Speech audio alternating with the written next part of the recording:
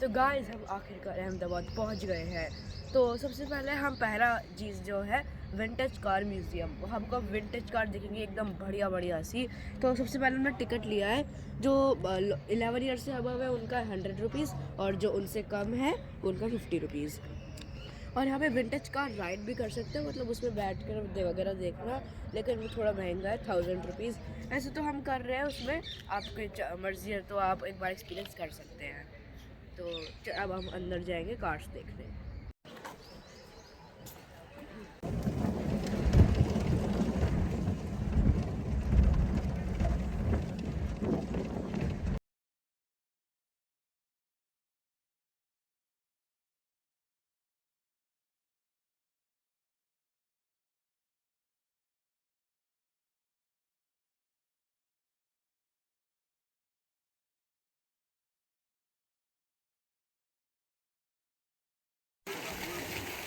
तो गाइस अब हम अपनी अगली डेस्टिनेशन पे आ गए हैं, जो है साइंस सिटी। तो साइंस सिटी में यहाँ पे 2 टिकट्स होते हैं, 349 का और एक 500 अराउंड का। दोनों लगभग सेम ही है, लेकिन जो 549 के आसपास था कुछ, उसमें बस आपको ऐसे 3D शो, 4D थिएटर का शोज़ भी दिख जाएंगे। प्लैनेट अर्थ के बारे में थोड़ा शो टाइप हो सकता है, और एक दो स्पेशल थिंग्स और हो सकती है। तो अब वो सब अभी हम देखते हैं कौन सा टिकट लेंगे, बाकी फिर वो सब आपको अंदर दिखाएंगे क्या क्या होगा।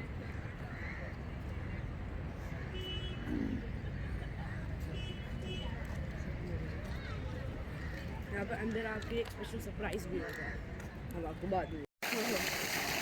हाँ है फोटो भी दिख रहा आपको, पिछले फोटो यहाँ देख।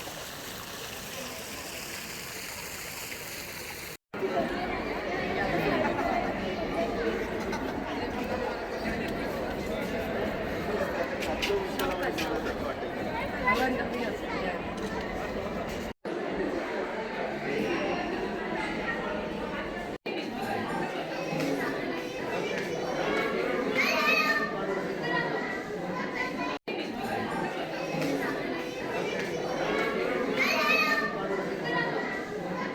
ये इधर आ गया।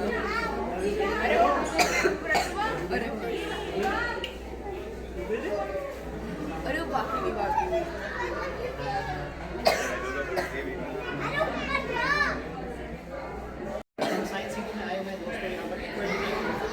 का तो पहले बनवा लिया था।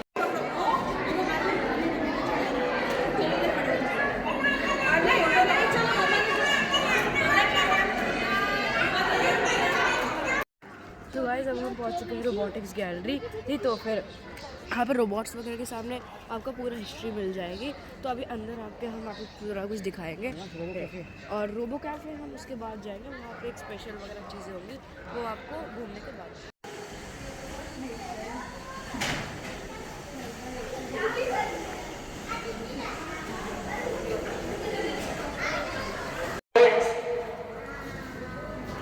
एयर हॉकी गेम खेलने के लिए इस्तेमाल होता है ये रोबोट। यहाँ से आप सभी को एक छोटा सा डेमो भी दिखाया जा रहा है।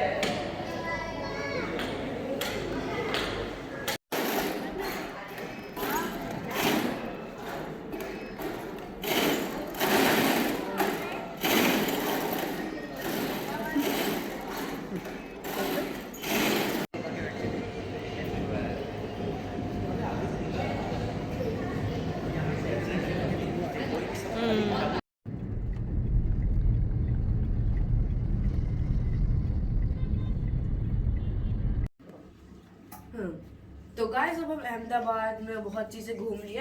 हम अटल ब्रिज भी जाने वाले थे, लेकिन वहाँ पे बहुत भीड़ थी, कोई पार्किंग में बहुत मतलब भीड़ थी, हम जा नहीं पा रहे थे, कुछ प्रॉब्लम्स थी तो हम जा नहीं पाए।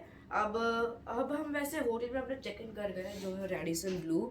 तो आप देख सकते हैं, वैसे तो काफ़ी अच्छा है रेडिसन। वैसे थोड़ा छोटा है जस्ट जाके बाकी होटल्स थे जो हमने एक्सपीरियंस करा, लेकिन कोई बात नहीं, वैसे अच्छा है।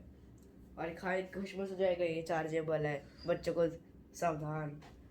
तो बाकी तो अब हम इसके बाद शायद लॉ गार्डन जाएंगे, वहाँ पे थोड़ा बहुत शॉपिंग वगैरह और स्ट्रीट फूड खाने फेमस।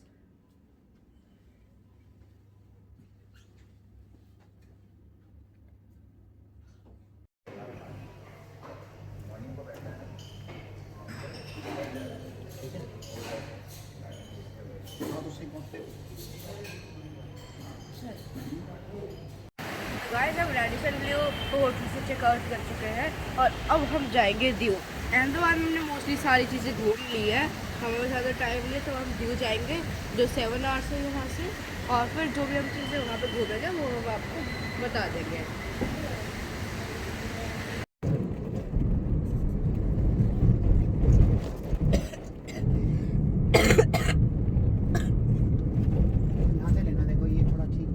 तो गाइस हम दीव पहुंच गए हैं। तो हमारी फर्स्ट डेस्टिनेशन है ये INS खुखरी म्यूज़ियम, हम जो एक वॉर मेमोरियल शिप पे बनाया गया है। इसके अंदर आपको सारा जो शिप के बारे में हिस्ट्री, वो यहाँ पहले ये शिप वॉर में यूज़ होता था और उस टाइम की जो वॉर में जिस तरह से वो यूज़ होता था उसकी आपको पूरी अंदर हिस्ट्री मिलेगी। ये और 2021 में इस शिप को इंडिया ने इसको एक म्यूज़ियम की तरह घोषित कर दिया था और उसके बाद से अंदर सारी चीज़ें वगैरह लगाई गई थी। लेकिन अफसोस की बात है अभी 3 दिन के लिए ये बंद हो रखा है क्योंकि यहाँ पे कोई मेंटेनेंस का काम चल रहा है, तो अब इसके अंदर नहीं जा सकते, तो बस अब हम बाहर से देख सकते हैं। तो अब हम जाएंगे अपने अगले डेस्टिनेशन पे जो है बीच।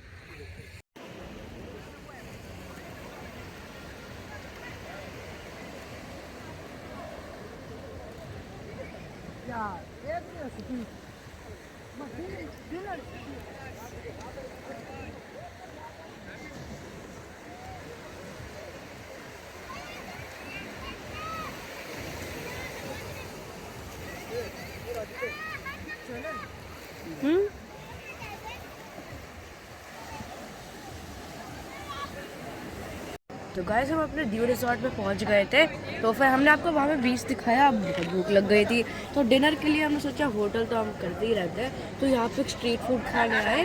हमारे होटल से वॉकिंग डिस्टेंस पे ही 4-5 मिनट का यहाँ पे बहुत सारी ईटिंग आउटलेट है, चाइनीज़, इटालियन, पिज़्ज़ाज और गुजराती जो यहाँ पे फेमस होते हैं, तो सब कुछ आपको लगभग हर एक में मिलेगा।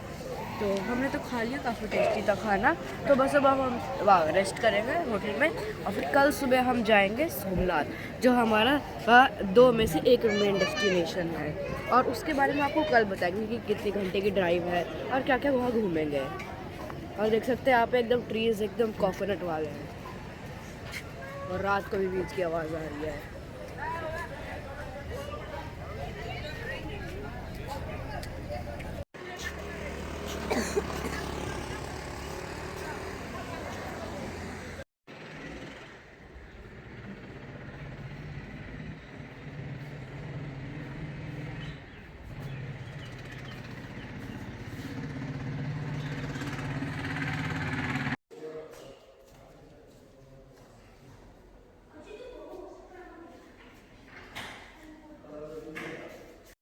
तो गाइस हमारी कुछ प्लेसेस दीव में घूमने के लिए रह गई थी, तो अभी हम जाएंगे गंगेश्वर महादेव मंदिर, जो यहाँ से सिर्फ 6 किलोमीटर है, और फिर हम जाएंगे दीव फोर्ट और उसके बाद हम जाएंगे सोमनाथ। चल तो गाइस जैसे हमने बताया, हम जा रहे हैं गंगेश्वर महादेव मंदिर। तो फिर उसकी तरफ जाते वक्त देख सकते हैं रोड्स कितनी एकदम प्लेन है और एकदम पीसफुल है, कोई भी आवाज़ें नहीं, सिर्फ चिड़ियाओं की आवाज़ है और ग्रीनरी भी काफ़ी ठीक ठाक है और काफ़ी बढ़िया मौसम हो रखा है।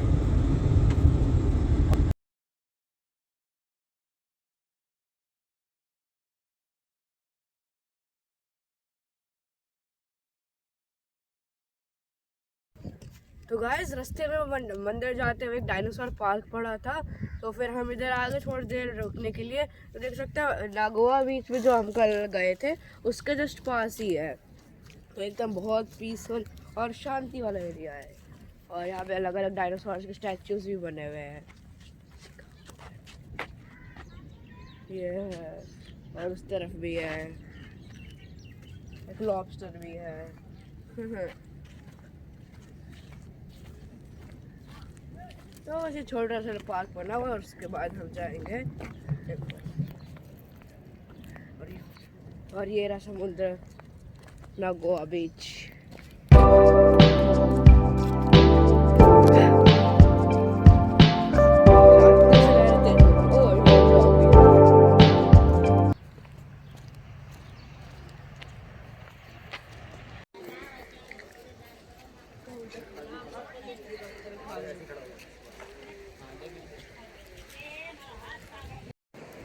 तो गाइस हम मंदिर पहुंच गए हैं और साइड में समुद्र भी दिख रहा है, काफ़ी बढ़िया है और थोड़ी बहुत दुकानें हैं। अब इधर से ही एंट्री होगी, कोई टिकट नहीं है मंदिर के लिए, सिर्फ अंदर जाना है।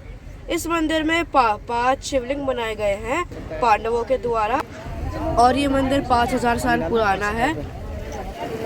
अब ये यहाँ पे सामने जो सीढ़ियाँ हैं, इधर से हम जाएंगे मंदिर के अंदर और वहाँ पे एक देख सकते हैं एक शिवलिंग दिख रहा है और बाकी 3-4 थोड़े से आगे हैं। तो गाइस हम दियो फोर्ट पहुँच गए हैं। तो ये फोर्ट 1535 में बनाया गया था पोर्चुगीज के लोगों के द्वारा। जब हुमायूं जो मुगल एम्परर था उसने अटैक करा था यहाँ पे, तो फिर सुल्तान का गुजरात के सुल्तान बहादुर शाह और पोर्चुगीज के लोगों ने इस फोर्ट को यूज़ करा था एक डिफेंस के तौर पे उस मुगल एम्परर से। तो अब यहाँ पे हमें जाएंगे अंदर और यहाँ पे बीच में एक लाइट हाउस भी है और तीनों तरफ ये सी से घिरा हुआ है।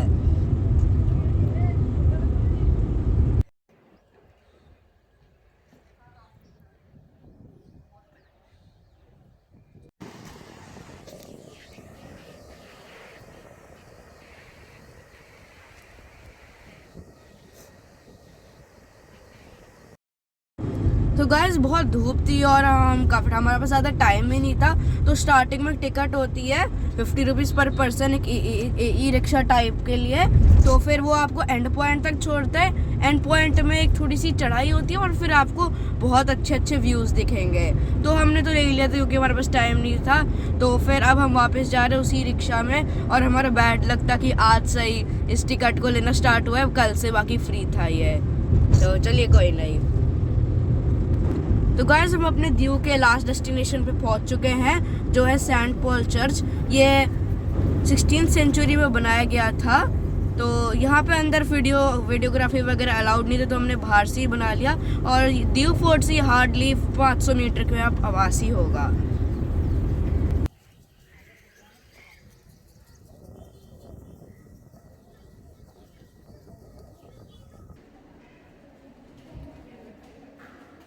तो गाइस हम सोमनाथ टेम्पल पहुंच गए थे और अंदर एकदम बढ़िया तरीके से दर्शन हो गए थे। अंदर आपको जिस तरह की पूजा करानी है, जितने पैसों में लिखा होता है, जैसे 500 रुपीज़ में ये, 1100 में ये, तो इस हिसाब से यहाँ पे गाड़ी पार्क करके सिर्फ वॉकिंग डिस्टेंस पे ये टेम्पल, ये 12 ज्योतिर्लिंगों में से पहला है, जा सकते हैं। और बाकी यहाँ पे सबको थोड़ी हिस्ट्री बता देता हूँ। चंद्र देवता ने महादेव की यहाँ पे खूब पूजा करी थी, तो इसलिए वो सबसे पहले इधर ही प्रकट हुए थे।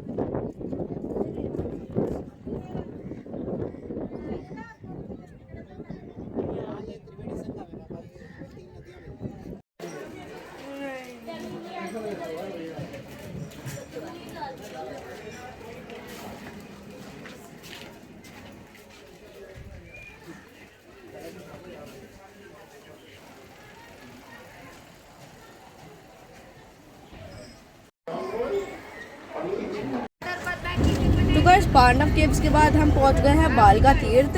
यहाँ के मैं थोड़ी सी आपको हिस्ट्री बता देता हूँ। यहाँ पे एक जरा नाम का शिकारी था, जिसने कृष्ण जी को दूर से एक जानवर समझ लिया था और उन पे तीर चला दिया था। जब उसने आकर जानवर को देखा तो फिर उसे पता लगा वो तो कृष्ण भगवान है और उन्होंने खूब माफ़ी मांगी, लेकिन कृष्णा जी को पैर पे तीर लग गया था और उन्होंने कहा अब कोई बात नहीं, तो फिर वहाँ से उन्होंने अपना शरीर त्याग दिया था। आप अगर सोमनाथ आए तो फिर ये मंदिर ज़रूर घूमिएगा, काफ़ी ये ब्यूटीफुल है।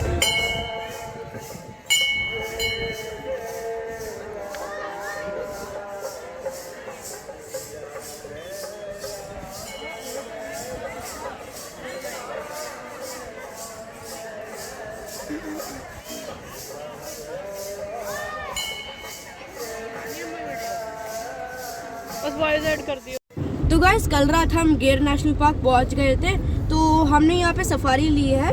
ये यहाँ पे 3 स्लॉट होते हैं सफारी बुक करने के लिए, एक 6 से 9 वाला, 9 से 12 और लास्ट है 4 से 7 वाला। तो हमसे ऑनलाइन ही बुकिंग करानी चाहिए आपको, क्योंकि यहाँ पे बहुत भीड़ होती है। तो यहाँ पे 800 रुपीज़ का परमिट लेना होता है, फिर यहाँ पे आके जो जीप होती है और गाइड का यहीं पे बुकिंग करानी होती है। तो यहाँ पे सारी 4 सीटर जीप्सीज बुक थी, तो हमें अब 6 सीटर ही लेनी पड़ी। तो वो 6 सीटर जीप्सी और गाइड को मिला के हमें अराउंड 4000 रुपीज़ देना पड़ा। तो यहाँ पे हमने 9 से 12 वाले, जैसे हमने बताया, हमने जब सफारी ली थी। तो लेकिन मैं रिकमेंड करूँगा आप अर्ली मॉर्निंग जो 6 से 9 है और शाम वाली जो 4 से 7 है, क्योंकि एनिमल्स भी हमारी तरह होते हैं, वो दोपहर को बाहर नहीं निकलता है, वो अर्ली मॉर्निंग और इवनिंग में ही हंटिंग के लिए निकलता है। तो इसलिए हमें तो ऐसे कोई लायन या फिर कोई मेन एनिमल्स नहीं दिखे, जो हर एक सफारी में नॉर्मल एनिमल्स जैसे डियर और लंगूर वगैरह इस तरह के एनिमल्स, पीकॉक, वो सब दिखे। तो कोई लायन या लेपर्ड वो सब नहीं दिखा। तो चलिए कोई बात नहीं, हम बस आपको रिकमेंड करेंगे आप या मॉर्निंग और इवनिंग वाली सफारी लें। आप कोई भी टाइम स्लॉट ले तो फिर कोई भी टाइम स्लॉट ले, जीप्सी 3 घंटे की होती है। तो काफ़ी पूरी सफारी में हमें काफ़ी सारे अच्छे व्यूज़ दिखे। बीच बीच में हम डैम्स और नदियों के ऊपर से भी ब्रिज गए, वहाँ से भी हम गए, और काफ़ी पेड़ सूखे हुए थे क्योंकि मार्च के महीने में आया, काफ़ी गर्मी होती है। तो फिर वैसे तो काफ़ी अच्छा है। यहाँ पे बीच में ब्रेक भी होता है क्योंकि हम यहाँ पे एक वॉच टावर पे इधर के दूर की चीज़ें देख सकते हैं। काफ़ी घना जंगल है ये, तो हमें तो काफ़ी मज़ा आया वैसे। लेकिन चलिए कोई बात नहीं, हमें मेन एनिमल्स। इस सफारी में बहुत ज़्यादा धूल उड़ती है क्योंकि ये एकदम फॉरेस्ट ग्रासलैंड टाइप एरिया है, तो जब जीप तेज़ चलती है तो बहुत धूल उड़ती है। तो मैं प्रेफर करूँगा यहाँ पे गॉगल्स, कैप्स और वो सब भी लगा के आए। और अगर आप नहा के आए तो आपको फिर घर जाके दोबारा नहाना पड़ेगा क्योंकि बहुत मिट्टी उड़ेगी आपके मुंह पे।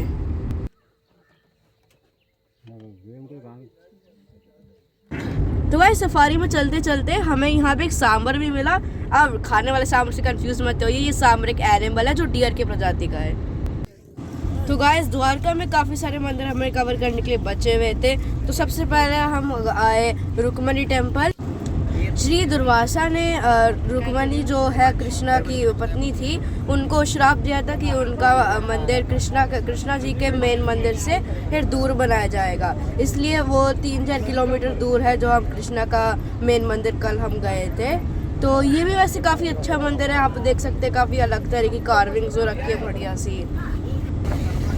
और यहाँ पे गाय को खाना भी खिला सकते हैं, हमने खरीद के खिलाया। तो गाइस सेकंड डेस्टिनेशन में हम आ चुके हैं भड़केश्वर महादेव मंदिर। फिर यहाँ पे देख सकते हैं ये एकदम समुद्र के बीचों बीच बनाया गया है और कोई ऐसी मुश्किल नहीं, रास्ता है आगे जाने के लिए। तो फिर आप देख सकते हैं यहाँ पे थोड़े थोड़े मार्केट्स भी है। और कहते हैं कि यहाँ पे हाई टाइड जब आती है जुलाई के आसपास, तो वो शिवलिंग के टॉप तक टच कर जाती है, एकदम टॉप तक। तो वैसे काफ़ी ब्यूटीफुल दिख रहा है यहाँ पे पूरा समुद्र। और अभी से ही हम मार्च में थोड़ी बहुत हाई टाइड्स है, तो आप ज़रूर आइएगा इधर। बीच में बोल थक गया भाई तो बीच घूम के। तो दोस्तों अब हम पहुंच गए हैं शिवराजपुर बीच। यहाँ की पार्किंग के लिए 30 रुपीज़ देना पड़ता है और बीच के लिए भी 30 रुपीज़। तो ये एक ब्लू फ्लैग बीच है। उसका मतलब होता है जो बीचेस इंटरनेशनल स्टैंडर्ड के टाइप के होते हैं उनको ब्लू फ्लैग सर्टिफिकेट दिया जाता है। तो इसलिए आप देख सकते हैं यहाँ पे एकदम जो वाटर होगा वो एकदम ब्लू होगा, एकदम आपको काफ़ी क्लीन दिखेगा। और यहाँ पे जो वाटर एक्टिविटीज़ भी होती है वो गोवा के लगभग हाफ रेट से होती है। तो और यहाँ पे जो आप जब नहाएंगे तो आप देखेंगे कि बहुत सारी वेट जो उखड़ के आ जाती है वो आपके लेग्स और वहाँ सब चिपक सकती है, तो आप थोड़ा संभल कर रहिए। हाँ, और ये भी कि 12 साल तक के बच्चों के लिए यहाँ पे कोई एंट्री फीस नहीं है, बाकी उससे ऊपर के लिए 30 रुपीज़ जैसे हमने आपको बताया।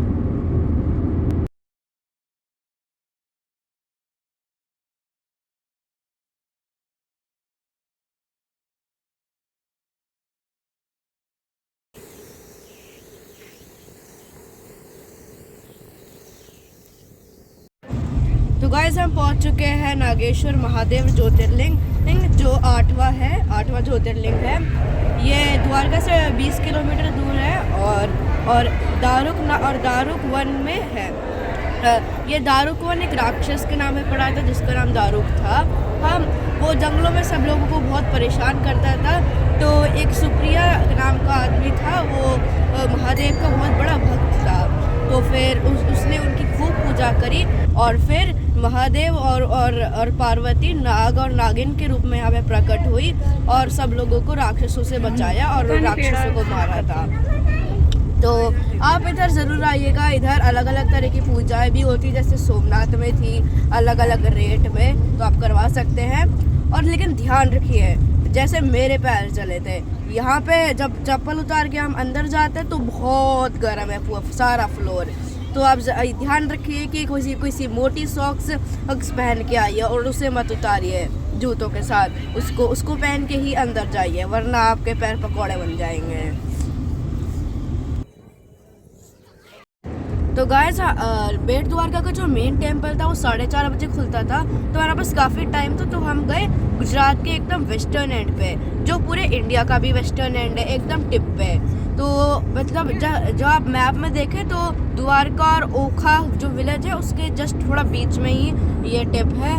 तो आप देख सकते हैं यहाँ पे सामने थोड़े बहुत नेवी के शिप्स भी खड़े हैं इंडिया के, पाकिस्तान और दूसरी कंट्री से डिफेंड करने के लिए। तो आप देख सकते हैं काफ़ी बढ़िया था ये व्यू। तो गाइस हम बेट द्वारका जा रहे थे, तो यहाँ पे जिन लोगों के पास अपनी गाड़ी से नहीं आते वो लोग इस बोट से जाते हैं। तो फिर हमारे पास तो अपनी गाड़ी थी, तो हम ये जो ब्रिज है सुदर्शन सेतु ब्रिज, जो पीएम मोदी अभी ने थोड़ा टाइम पहले ही इनॉग्रेट करा है, तो हम लोग तो वहाँ से गए। तो यहाँ का व्यू काफ़ी अच्छा था, एकदम ये वायर वाला ब्रिज था और मैंने तो अपने लाइफ में ये पहली बार देखा था। तो हम यहाँ से होते हुए सीधा बेट द्वारका पहुँचेंगे और वहाँ पे 2-3 मंदिर हैं, वो सब घूमेंगे। तो गाइस ब्रिज के साइड में यहाँ पे हमें गाड़ियाँ पार्क करनी होती है, क्योंकि किसी भी टेम्पल तक गाड़ियाँ नहीं जाती है। तो अपनी पार करके ऑटो लिया। तो फिर ऑटो में हम सबसे पहले गए हनुमान मंदिर, जो है मकर ध्वज का मंदिर, जो हनुमान जी के बेटे थे और शायद ही गुजरात में इकलौता मकर ध्वज का मंदिर था। तो आप इधर ज़रूर आइए, काफ़ी अलग तरह का मंदिर है, तो अच्छा है ये भी। तो गाइस हनुमान मकर ध्वज मंदिर के बाद हम पहुंच गए हैं दुर्गा माता का मंदिर। ये हनुमान मंदिर के थोड़ा पास ही था और यहाँ पे और दोनों मंदिर में जाते हुए काफ़ी पीसफुल रोड्स है।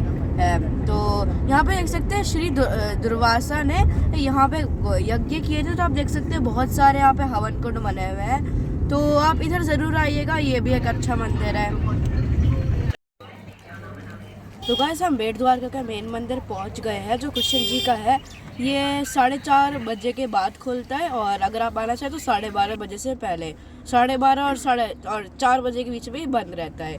ये काफ़ी बड़ा मंदिर है, इसलिए आपको फ़ोन और मेटालिक जैसे कार्स की चाबी जमा करानी होती है। और अंदर हमेशा की तरह वीडियो वगैरह फोटोग्राफी अलाउड नहीं थी, तो हमने आपको थोड़ा बाहर से ही दिखा दिया वीडियो बना के।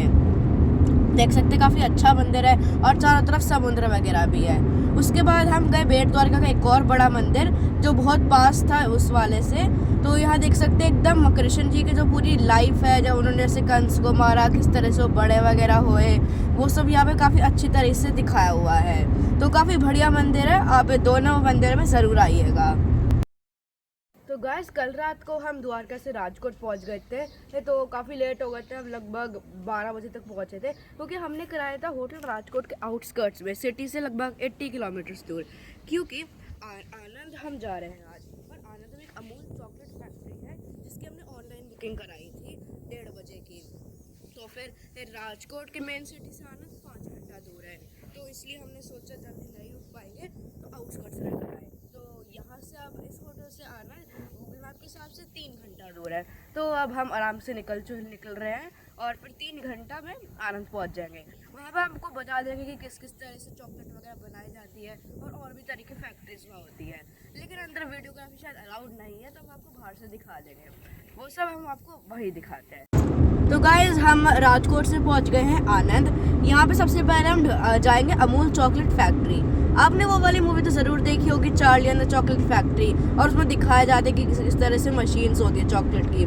तो लेकिन आज हम आपको रियल लाइफ में दिखाएंगे कैसी होती है अंदर से। लेकिन अंदर एकदम स्ट्रिक्टली मना कर रहे थे वीडियो के लिए। हम अगर फ़ोटो लेते हैं तो फिर वो डिलीट करने के लिए कह देते हैं, तो हम बिल्कुल बना नहीं पाए। तो इसमें हम भी काफ़ी हाइजीनिक प्लेस और 2018 में ही बनाए, तो काफ़ी अच्छा है ये। आप ज़रूर आइए इधर, काफ़ी हाइजीनिक है क्योंकि हमने भी शीशे से ही देखा अंदर जाना बना था। तो हमें ऐसे तो छोटा टूर था, सिर्फ 15-20 मिनट का, लेकिन हमें थोड़ा बहुत समझ आ गया कि किस किस तरह से चॉकलेट बनती है। थोड़ा आपको बता भी देता हूँ चॉकलेट कैसे बनती है।